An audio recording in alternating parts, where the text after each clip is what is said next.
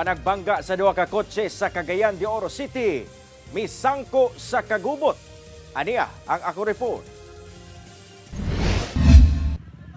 Makita sa video nga gikwelyuhan na niining lalaki ang laing lalaki nga nakalingkod na kilid sa dalan.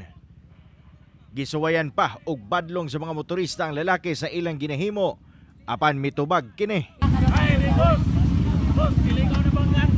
Wala nagdugay, nagbugno na sabang duha human nga misuway og ikyas ang gikwelyuhang lalaki.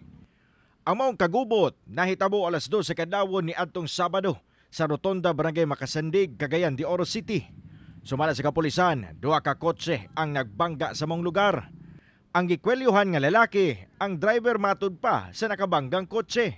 So, gikulata siya sa biktima sa bangga, ang katong driver sa Honda City.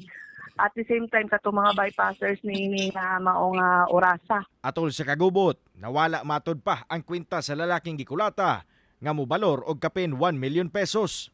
Hinoon, wala madugay, na-recover matud pa kini sa PNP. Malipayon sila kay na-recover ang maong alahas, na-recover kini og na turnover. Nagpaabot pa ang kapulisan sa mga posibleng lakang sa duha ka partido. Labi pa nga duha ka managlahing kaso ang posibleng ipasangat sa kontrang grupo.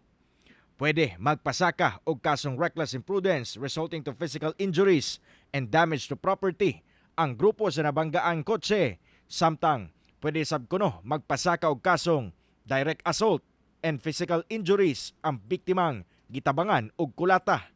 Wala pa'y pahayag ang mga nalambigit sa maong hitabo. Cyril Chavez, 1 Mindanao.